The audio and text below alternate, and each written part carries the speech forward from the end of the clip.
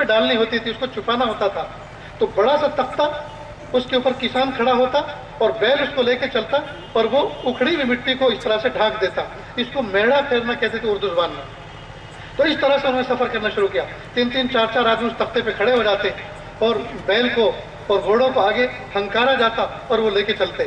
لیکن یہ سفر صرف ریگستان میں کامیاب تھا، سخت زمین میں کامیاب نہیں تھا. تو انسان سوچتا رہا کہ اب کیا کریں.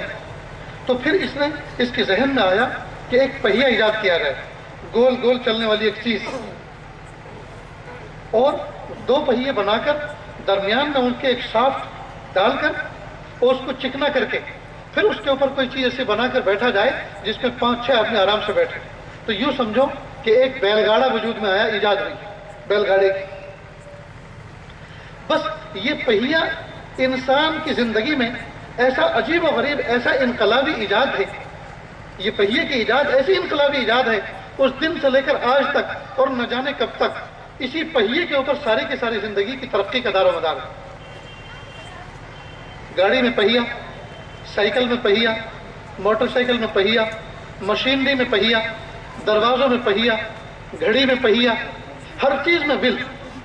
لہذا آپ نے دیکھا ہوگا آج انسان کی ساری ترقی ول کے اوپر چل رہی ہے.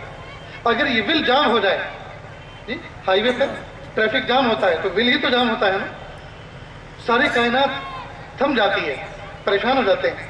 اور جب ہڑتالیں ہوتے ہیں تو کیا بولتے ہیں اس ہڑتال کا نام؟ کیا؟ چکا جام.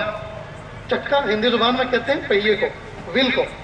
چکا جام ہڑتال یعنی گاڑی کا پہیہ، مشینری کا پہیہ، ہر انسان کی ترقی کے اندر جتنی مشینری کام کرتی ہیں سب کو جام کر دیا. تو آج ول جام ہو گیا. اس ول کی ایجاد نے انسان کی زندگی کے اندر بڑا انقلابی کام کیا ہے دوستو. تو جس وقت بیل گاڑی میں ول بنا تھا اس میں ہلکی سی کوئی چکنی چیز ڈالی تھی، اس کے بعد سے لے کر آج تک اسی ول کے اوپر محنت ہو رہی ہے. کچھ دنوں کے بعد اس کے اوپر ربر لگائی گئی تو وہ پہیہ اور تیز چلنے لگا. پھر کچھ دنوں کے بعد اس میں بال بیرنگ ڈالے گئے تو وہ اور تیز چلنے لگا. پھر اس کے اوپر ٹائر چڑھایا گیا تو اور تیز چلنے لگا. پھر ٹائر کے اندر ٹیوب ڈالی گئی، اس میں ہوا بھری گئی تو اور ہلکا ہو گیا، اور تیز چلنے لگا. جی غرض یہ کہ اس زمانے سے لے کر آج تک اسی ول کے اوپر محنت ہو رہی ہے. آپ سوچ رہے ہوں گے ادھر کو کیوں نہیں دیکھ رہے، اصل میں ادھر فوکس پڑ رہا ہے. تو دوستو انسان کی زندگی کے اندر اس ول نے جو ہے ایک عجیب انقلابی کام انجام دیا ہے. تو ایک ہے انسان کی فزیکل ضرورت. یہ ضرورت کا جو علم ہے یہ کالج اور یونیورسٹیوں میں پڑھایا جاتا ہے. ان کالج اور یونیورسٹیوں کے اندر انسان کی تن کی ضرورتیں پوری ہوتی ہیں، تن کی ضرورت پوری ہوتی ہے. اور انسان کی جو من کی ضرورتیں ہیں، انسان کی روح کی ضرورتیں ہیں، انسان کی جو باطن کی ضرورتیں ہیں، وہ اس کا علم کالج اور یونیورسٹیوں میں نہیں ہوتا، وہ مدارس عربیہ کے اندر وہ علم سکھایا جاتا ہے. تو یوں سمجھیے کہ انسان کی ظاہری ضرورتوں کا علم اور اس کی ایجادات اگر اس کا سلسلہ نسب دیکھا جائے تو جا کر لندن اور امریکہ پہ جا کے ختم ہوتا ہے. اور انسان کی من کی اور باطن کی جو ضرورتیں پوری ہوتی ہیں اس کا سلسلہ نسب اگر چیک کیا جائے اور دیکھا جائے تو وہ محمد عربی صلی اللہ علیہ وسلم تک جا کر مدینہ منورہ میں ختم ہوتا ہے. تو انسان کی 2 طرح کی ضرورتیں، جزاکم اللہ، انسان کی 2 طرح کی ضرورتیں ہیں، ایک فزیکل ضرورت اور ایک انسان کی باطنی ضرورت، اندر کی ضرورت. ظاہر کی ضرورتیں پوری ہو جاتی ہیں کالج اور یونیورسٹیوں کے اندر علم حاصل کر کے، اور باطن کی ضرورت پوری ہوتی ہے علماء صلحاء کی مجالس میں بیٹھ کر، مدارس دینیہ، مکاتب قرآنیہ کے اندر بیٹھ کر علم حاصل کرنے پر انسان کی من کی شانتی، من کی ضرورت پوری ہوتی ہے. تو 2 ضرورتیں ہوئی، ایک تن کی ضرورت، ایک من کی ضرورت. تن کی ضرورتیں کالج اور یونیورسٹی میں پوری ہوئی اور اس کی ایجادات بازاروں کے اندر اور فیکٹریوں کے اندر ہوتی ہیں. اور انسان کے جو من کی ضرورتیں ہیں، من کی ضرورت اور من کا سکون بازاروں کے اندر دکانوں پر نہیں ملتا، وہ اللہ تعالیٰ کے گھروں میں ملتا ہے، وہ مدارس عربیہ میں ملتا ہے، وہ اللہ والوں کی محفلوں میں بیٹھ کر ملتا ہے. اللہ رب العزت نے انسان کی ظاہری معلومات کے لیے انسان کو یہ 5 حواس ظاہر عطا فرما دیے. ان کے ذریعے سے اپنی ظاہری ضرورتیں پوری کرتا ہے. لیکن اس کو اس دنیا میں اصل رہنا نہیں تھا اور اس دنیا میں اس کو رہنا نہیں ہے. اس کو تو یہاں سے کوچ کرنا ہے، یہ تو مسافر خانہ ہے. دیکھو ایک ہوتا ہے مقصد اور ایک ہوتا ہے مقصد تک پہنچنے کا ذریعہ. ایئرپورٹ چاہے جتنا خوبصورت ہو وہ مقصد نہیں ہے، مقصد تک پہنچنے کا ذریعہ ہے. مقصد تو اپنی وہ منزل ہے جہاں ہمارا گھر ہے، جہاں ہمارا مقام ہے، چاہے وہ کچا ہو یا پکا. تو کوئی ایئرپورٹ کی خوبصورتی کو دیکھ کر وہیں پڑاؤ ڈال دے، وہیں خیمہ زن ہو جائے اور سوچے کہ مجھے یہی رہنا ہے، ایسی سہولت تو میرے گھر میں بھی نہیں ہے، تو ظاہر ہے کوئی اس کو وہاں رہنے نہیں دے گا. تو ایئرپورٹ یہ مقصد نہیں ہے، مقصد تک پہنچنے کا ذریعہ ہے. تو یہ دنیا یہ مقصد زندگی نہیں ہے، یہ مقصد زندگی پانے کا ذریعہ ہے. مقصد زندگی پانے کا ذریعہ ہے. اب اسی تھوڑی سی لائف کے اندر، زندگی کے اندر، ہمیں اس دنیا کے اندر راحتیں بھی حاصل کرنی ہیں، انجوائے بھی کرنا ہے. جو اللہ پاک نے ہمیں جو نعمتیں عطا فرمائی ہیں ان سے انجوائے بھی کرنا ہے، اور انجوائے کرتے ہوئے اللہ تعالیٰ کو بھولنا بھی نہیں ہے. اللہ تعالیٰ کی ذات کے ساتھ جڑے رہنا ہے، اپنے ایمان کو مضبوط کرنا ہے. تو اب اس کے لیے کیا کریں؟ تو اللہ رب العزت نے اس کا ایک طریقہ، اس کا ایک اللہ تعالیٰ نے ایک نہج بنایا، اس کی ایک اللہ پاک نے ایک ترتیب بنائی، اور وہ ہے انبیاء کرام کو دنیا میں اللہ رب العزت نے بھیجا. ان انبیاء کرام کا کام یہ تھا کہ یہ انبیاء کرام دنیا میں تشریف لاتے تھے اور ایک خاص مدت تک دنیا میں رہتے تھے، اس کے بعد پردہ فرما جاتے تھے اور ایک شریعت، ایک اصول، ایک پروگرام، ایک ضابطۂ حیات دے کر جاتے تھے اور لوگوں کو سمجھاتے تھے اے لوگو یہ جو کچھ دیکھ رہے ہو اس دھوکے میں مت آنا. یہ تمہاری ضرورتیں پوری کرنے کے لیے، یہ سب کے سب کائنات کے اندر جو مخلوق ہے یہ سب تمہاری غلام ہے. چمکتے ہوئے سورج کو دیکھ کر اس کے سامنے سجدہ عظمت ہو جانا، یہ تمہارا غلام ہے، تمہارا غلام ہے. تم مخلوق، وہ مخلوق، اور تمہارا اور اس کا خالق کوئی اور ہے. جو تمہارا اس کا خالق ہے وہی تمہارا رب ہے، وہی تمہارا معبود ہے. تمہیں سجدہ صرف اسی کے سامنے کرنا. چاند کی خوبصورتی کو دیکھ کر جی اس کے سامنے جھکنا مت، یہ مخلوق ہے. پہاڑوں کو دیکھ کر ہیبت کھا کر جھکنا مت، یہ مخلوق ہے. دریاؤں کو، سمندروں کو موجیں مارتے ہوئے دیکھ کر ڈرنا مت، گھبرانا مت، یہ مخلوق ہے. ہواؤں اور تیز آندھیوں کو دیکھ کر ڈرنا مت، یہ مخلوق ہے. تیز بارشوں کو اور آندھیوں کو دیکھ کر گھبرانا مت، یہ مخلوق ہے. سانپوں کو دیکھ کے گھبرانا مت، یہ مخلوق ہے. شیر کو دیکھ کے ڈرنا مت، یہ مخلوق ہے. غرض یہ کہ اس کائنات کے اندر جتنی چیزیں ہیں ساری کی ساری اللہ کی مخلوق ہیں، اللہ کی مخلوق ہیں. ان سے ڈرنا نہیں، ڈرنا صرف اللہ کی ذات سے، صرف اللہ کی ذات سے. ان کے سامنے جھکنا نہیں. بہت زمانے تک اس آسمان کی چھت کے نیچے، اس دھرتی کے اوپر انسان یہ کام کرتا رہا. ہر ڈرنے والی چیز سے، ہر خوف والی چیز کے سامنے جھکتا تھا، اس کے سامنے سجدہ ریز ہو جاتا تھا، اور ہر نفع دینے والی چیز کے سامنے جھکتا تھا، اس کو خوش رکھنے کی کوشش کرتا تھا. اسلام نے اور حضور پاک صلی اللہ علیہ وسلم نے آ کر فرمایا یہ ساری کی ساری چیزیں تمہاری غلام ہیں، یہ ساری کی ساری چیزیں تمہاری غلام ہیں. تم ان کے آقا ہو. یہ ساری کی ساری چیزیں تمہارے لیے پیدا کی گئی اور تم اللہ کے لیے پیدا کی گئی. راستہ بالکل کلیئر ہے دوستو. ہاں، ادب احترام الگ چیز ہے، ادب اور احترام الگ چیز ہے، عبادت الگ چیز ہے. لہذا بالکل صاف طریقے سے پوری دنیا کے سامنے یہ بات واضح ہے کہ مسلمان مومن اللہ کے سوا کسی کے سامنے جھکتا نہیں ہے. لہذا کبھی بھی کوئی طاقت، کوئی قوم اس کو جھکانے کی کوشش نہ کرے. یہ صرف اللہ کے سامنے جھکتا ہے.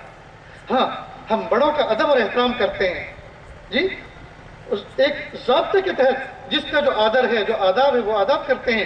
لیکن اس ادب کا مطلب یہ ہرگز نہیں کہ اس کی عبادت کریں. عبادت تو صرف ایک اللہ کی ہوتی ہے، صرف ایک اللہ کی. اور یہ عاجز کہتا ہے کہ قیامت کے دن مومن بندہ کہے گا کہ پیارے اللہ میرا بدن کا رواں رواں گنہگار ہے، ایک ایک روے نے آپ کی نافرمانی کی ہے، لیکن میرے اس 5 فٹ کے جسم کے اندر ایک عضو ایسا ہے جس نے آج تک آپ کی جب سے ہوش سنبھالا اور مرتے دم تک کبھی نافرمانی نہیں کی، اور وہ میری پیشانی ہے کہ اس نے آپ کے علاوہ کسی اور کو سجدہ نہیں کیا. اور امید ہے اللہ کی ذات سے کہ اللہ تعالیٰ اس پیشانی کی وفاداری پر پورے جسم کی مغفرت فرما دیں گے.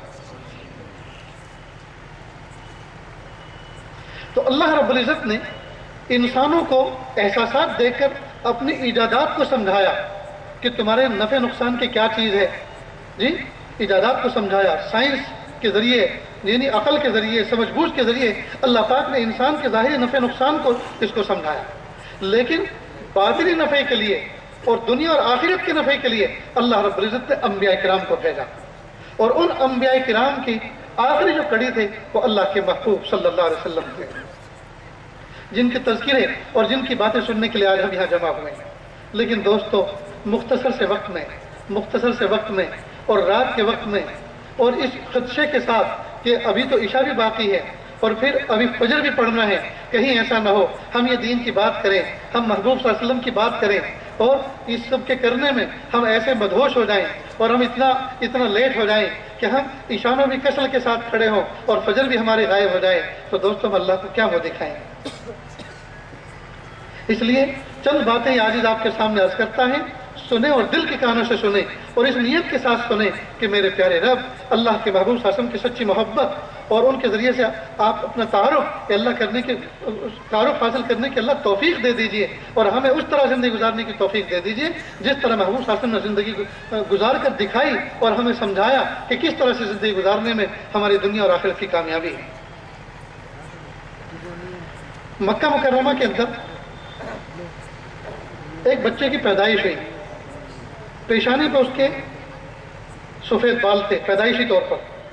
جس نے بھی اس کو دیکھا، دیکھتے کے ساتھ ہی کہا شیبہ، یہ تو بوڑھا ہے۔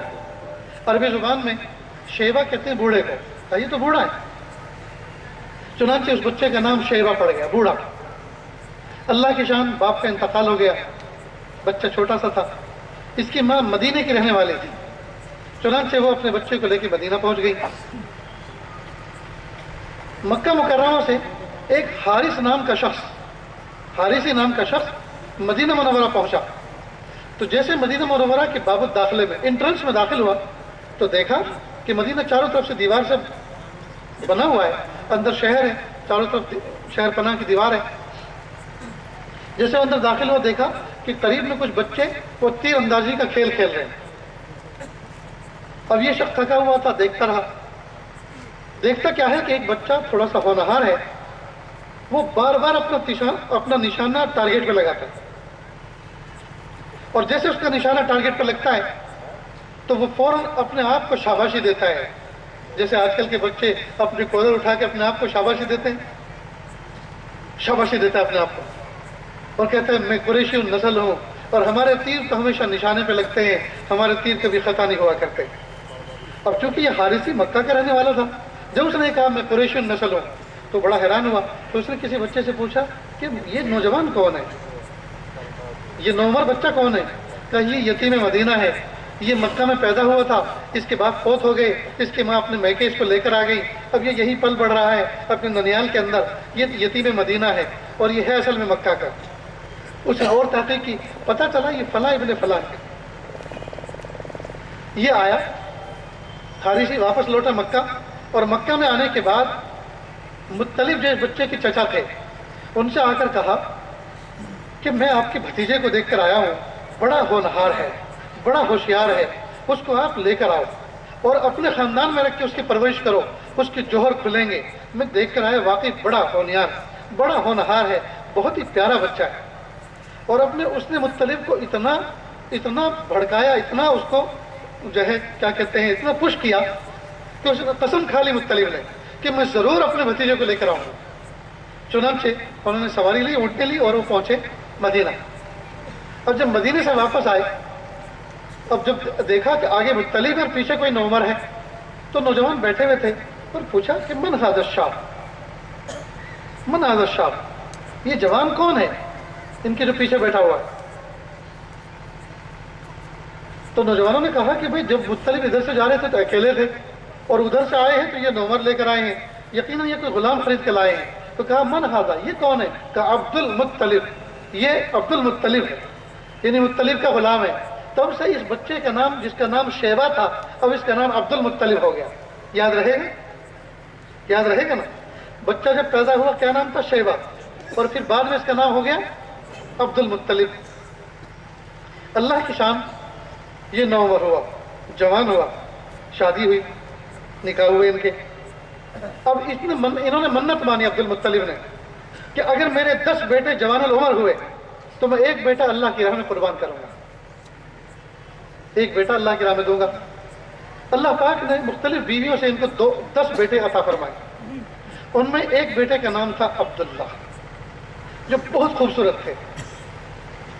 اللہ کی شان، خواب میں دیکھا کوئی پوچھنے والا، کوئی کہنے والا کہہ رہا ہے عبد المطلب تم نے تو منت مانی تھی کہ جب میرے 10 بیٹے ہو جائیں گے جوان العمر تو میں ایک بیٹے کو اللہ کی راہ میں قربان کروں گا، اب تو 10 بیٹے ہو گئے، اب کیا کرو گے؟ اپنی منت کا کیا کرو گے؟ چنانچہ اٹھے تو بڑے پریشان تھے، بہت حیران تھے۔ اس زمانے کے اندر کوئی کاہنہ تھی جو تعبیر بتایا کرتی تھی خوابوں کی، اس کے سامنے بات گئی، اس نے یہ طریقہ بتایا، یا کسی اور کاہن نے مل کر یہ طریقہ بتایا کہ آپ ایسا کرو، آپ قرآن اندازی کرو اور جس کا نام نکلے اس کو ذبح کر دو۔ چنانچہ جب انہوں نے 10 بیٹوں کے درمیان قرآن اندازی کی تو نام نکلا عبداللہ کا، جو بہت خوبصورت تھے۔ تو ان کی بچیوں نے بھی کہا کہ نہیں بہت پیارے ہیں یہ، ہرگز ان کو ذبح مت کرنا، اللہ کی راہ میں قربان مت کرنا، کچھ سوچو کچھ۔ کہا کہ جس کو بھی کروں گا ان کے بارے میں تم یہی کہو گے، اور میں نے تو منت مان رکھی ہے۔ تو بہت سے کاہنوں سے، اس زمانے کے جو بھی تعبیر بتانے والے تھے، ان سے انہوں نے مشورہ کیا، تو انہوں نے بتایا کہ بھئی تم ایسا کرو کہ کس کا نام نکلا ہے قرآن اندازی میں 10 بیٹوں میں، کہ عبداللہ کا، کہ ٹھیک ہے عبداللہ کی پرچی ایک طرف کرو، اب تم 10 اونٹ اور عبداللہ کے درمیان قرآن اندازی کرو۔ تو اگر اونٹ کا نمبر نکلتا ہے، اگر اونٹوں کے نام کا رقعہ نکلتا ہے تو پھر 10 کا اضافہ کر کے پھر 20 اور عبداللہ کے درمیان قرآن اندازی کرو، یہاں تک قرآن اندازی کرتے رہو کہ عبداللہ کا نام نہ آئے، اونٹوں کا جب نام آ جائے تو اونٹوں کو ذبح کر دینا۔ چنانچہ 10 اونٹ اور عبداللہ کے نام قرآن اندازی کی تو قرآن نکلا عبداللہ کے نام، کہ عبداللہ کو ذبح کرو۔ 20 اونٹ اور عبداللہ کے نام تو قرآن عبداللہ کے نام، 30 اونٹ اور عبداللہ کے نام تو قرآن نکلا عبداللہ کے نام۔ اللہ اکبر! یہاں تک کہ 100 اونٹ اور عبداللہ کے نام جب قرآن ڈالا گیا تو قرآن نکلا اونٹوں کے نام، 100 اونٹ ذبح کیے گئے اور عبداللہ کی جان بخشی ہوئی۔ گھر میں بڑی خوشی ہوئی کہ چلو بھائی جان کا فدیہ دے دیا، منت پوری ہو گئی اور بچہ بھی بچ گیا۔ اللہ کی شان دوستو، یہ ٹھیک وہ زمانہ تھا کہ جب اس زمانے کے اہل کتاب بہت شدت کے ساتھ وقت کے آخری نبی کے آنے کا انتظار کر رہے تھے، یہاں تک کہ اس بات تک کی تحقیق ہو رہی تھی کہ کس کے گھر کے اندر عورت حاملہ ہے، بچہ ہونے والا ہے۔ پھر تحقیق کرتے، پھر وہ جو سابقہ کتابوں کے اندر علامتیں اور نشانیاں تھیں اس میں کمپیئر کرتے، دیکھتے، پھر کہتے نہیں اس خاندان کے اندر یہ نشانی نہیں پائی جا رہی، لہذا وقت کا نبی ان کے گھر تو نہیں پیدا ہوگا۔ یعنی اتنی شدت سے وقت کے آخری نبی کا انتظار ہو رہا تھا۔ عبداللہ بھرپور جوان ہوئے، عبداللہ بھرپور جوان تھے۔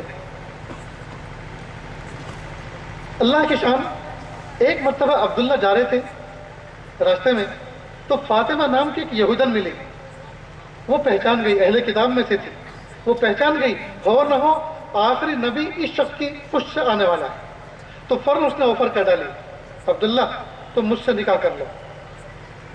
تو عبداللہ نے کہا بھائی میرا تیرا کوئی جوڑ نہیں بیٹھتا، لہذا میں تم سے نکاح نہیں کر سکتا۔ تو اس نے کہا کہ اگر نکاح نہیں کر سکتے مجھے ویسے ہی قبول کر لو، یعنی بغیر نکاح کے رکھیل کے طور پہ رکھ لو، نعوذ باللہ۔ تو انہوں نے کہا ہرگز نہیں، یہ کبھی نہیں ہو سکتا، میں اپنی زندگی میں کوئی ایسا کام نہیں کرنا چاہتا جو میری نسلوں پہ دھبا بنے۔ اور اللہ کے محبوب صلی اللہ علیہ وسلم نے فرمایا کہ اللہ پاک نے حضرت آدم علیہ السلام سے لے کر میرے والد گرامی تک مجھے ایسی پشتوں کے اندر منتقل فرمایا کہ جنہوں نے اپنی زندگی میں کبھی بھی زنا کا ارتکاب نہیں کیا تھا، کہ اللہ پاک کا حفاظت کا نظام چل رہا تھا۔ اللہ کی شان، اللہ کے محبوب صلی اللہ علیہ وسلم کا نکاح اس سے نہ ہوا۔ عبد المطلب جو تھے بڑے خوبصورت تھے، بہت خوبصورت تھے۔ اللہ پاک نے ایک مرتبہ ان کے خواب میں ظاہر کیا کہ عبد المطلب، یعنی عبداللہ کے والد، عبد المطلب زمزم کا کنواں جو چھپ گیا ہے، اصل میں اس کی ایک پوری داستان ہے، تاریخ ہے اس کی، کہ عمالقہ اور قبیلے بنو جرہم دونوں کے اندر لڑائی ہوئی تھی، اور جو کنویں پر قابض تھے انہوں نے پھر جب اس کو چھوڑنا پڑا، ان کو بستی کو مکہ کو چھوڑنا پڑا، تو انہوں نے کنویں کو بالکل پیک کر دیا تھا، اس کے اندر اینٹ پتھر جو بھی تھا اس زمانے میں سب بھر دیا، وہ بالکل بہت زمانے تک